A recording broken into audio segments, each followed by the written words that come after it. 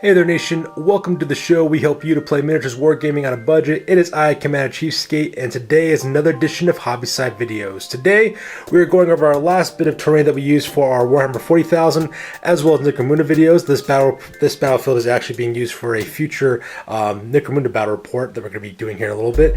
And so because of that, we're going to talk about our very last few pieces of terrain we haven't covered yet, so that way you guys get a good idea exactly how we made things. So the things we're going to talk about today is, the very first thing we're going to talk about is this set of pre-made Necromunda terrain that was debuted in the original 1995 box set of Necromunda. We're also going to talk about our Precinct 13 as well as our Crown Complex, the largest building that we have in our futuristic wargaming terrain.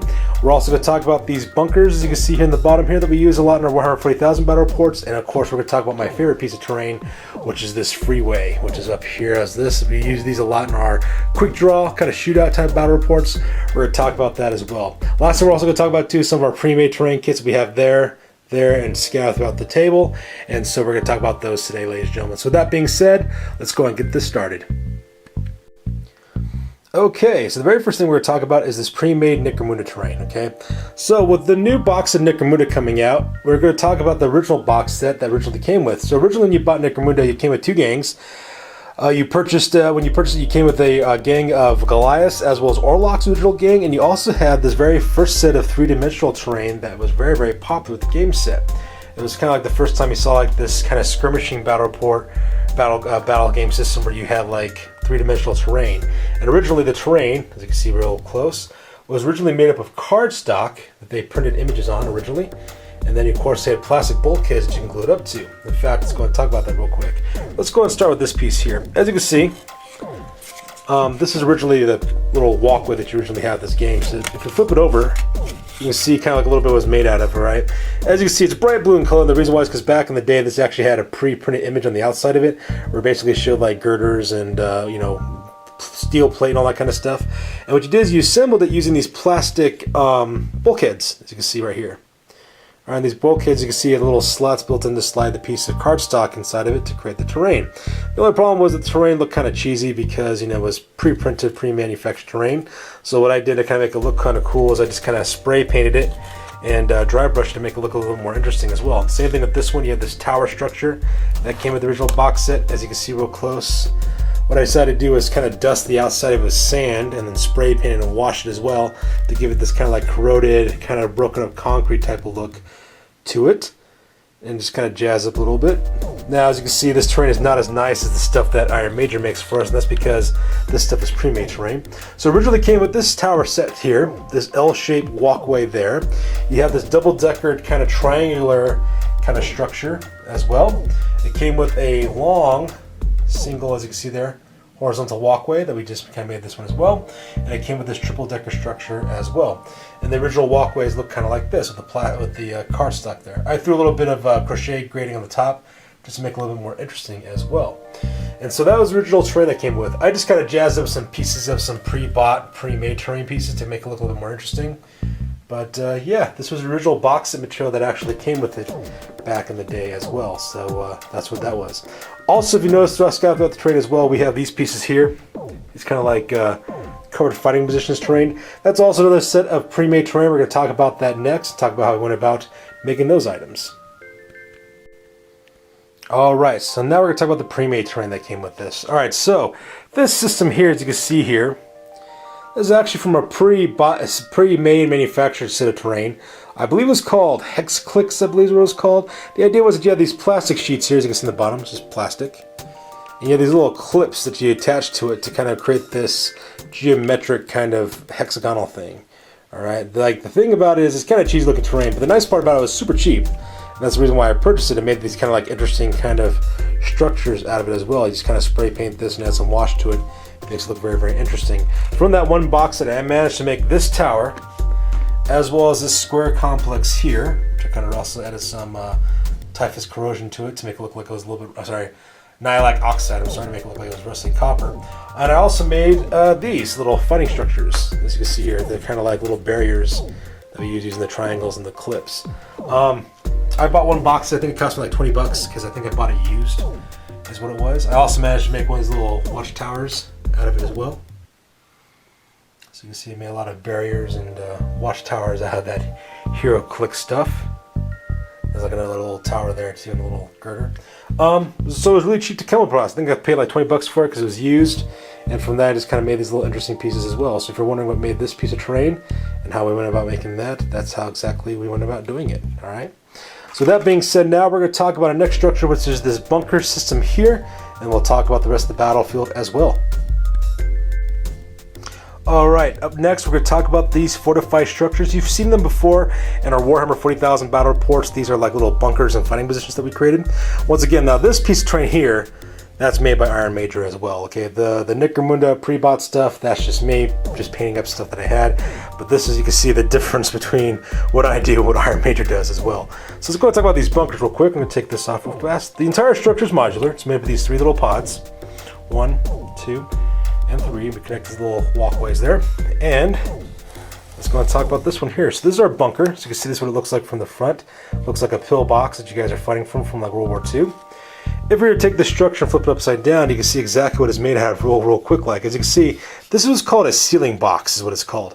Whenever you install lights, overhead lights within a room, or like a ceiling fan, this is what you would use to kind of make sure it anchors to the studs in the roof, as well as put in the electronical components as well. So you can see it's kind of neat because it has like these little slots already built into it. It looks kind of industrial, right? And that's all we really do with it. So Iron Major took that, glued some tabs and some clips on the outside of it with some, as you can see, there's some cardboard, as well as some crochet grating as well on the top, as well as the metal clips here, which already comes with the actual ceiling box.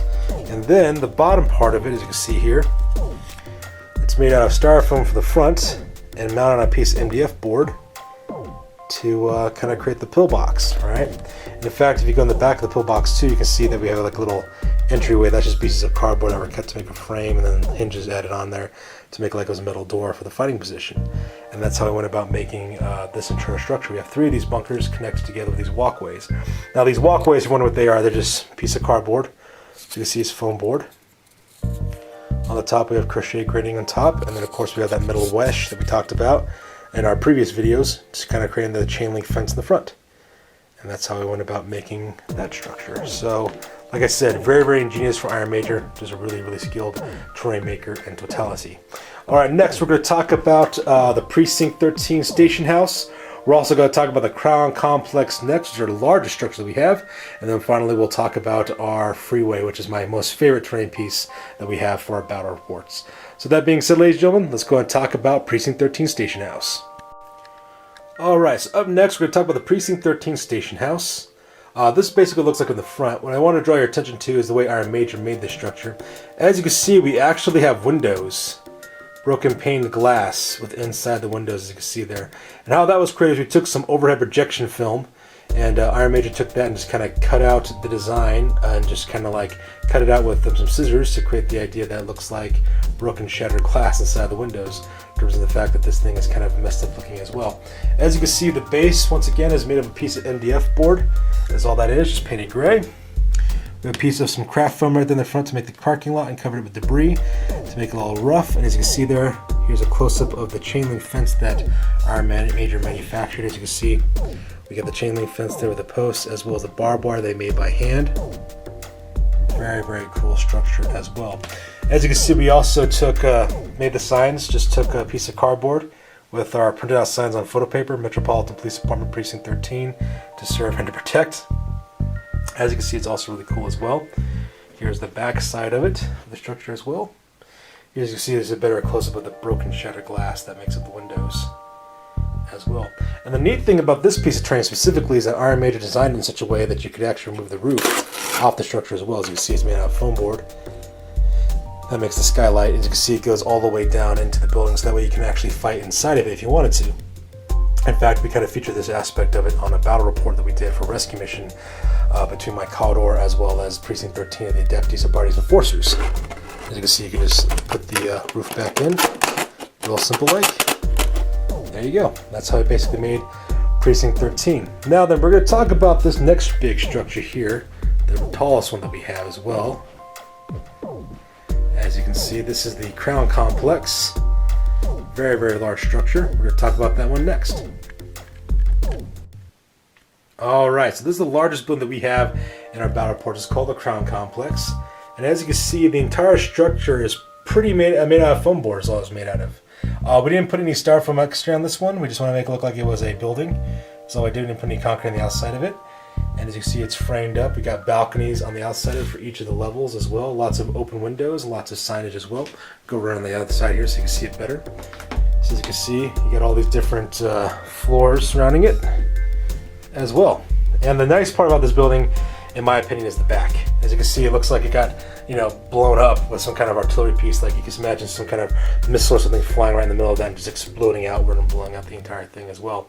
Also, another part that we like, this is one of the coolest battle damage things that we have. As you can see in the top, we have this hole that's in the ceiling, which we really like as well. It makes it look like a piece of explosive just kind of dropped down into the center of the building with the various floors and blew up as well. It also makes a really dramatic lighting, as you can see here as well. If we kind of just bring it down here, you can see how this little section is lit from the ceiling, comes from the light above. So here's my fingers blocking out the light. You can see that as well. So once again, all the signs, of course, are homemade, made from just putting it on printer paper and just manufacturing as well. Now, if you're wondering why this building is so big, one of the problems that we have with Iron Major and I have towards pre-made, pre-manufactured Warhammer 40k terrain, for example, is the scale is off. So I have here a Cawdor member here. And as you can see here, if you put this Cawdor guy next to the balcony, next to this door, as you can see, the framing of the door with the lintel on the top of it makes it to scale, right? The problem with a lot of manufactured pre-made terrain that's made by Games Workshop and Forge World is that it's not really to scale. Okay, these guys are at 28mm scale, and the buildings and the structure they fight around in aren't that scale. They're much smaller than that. So because of that, it's kind of weird. You have this situation where you have like these Godzilla type looking people fighting in terrain that's much, much smaller, right?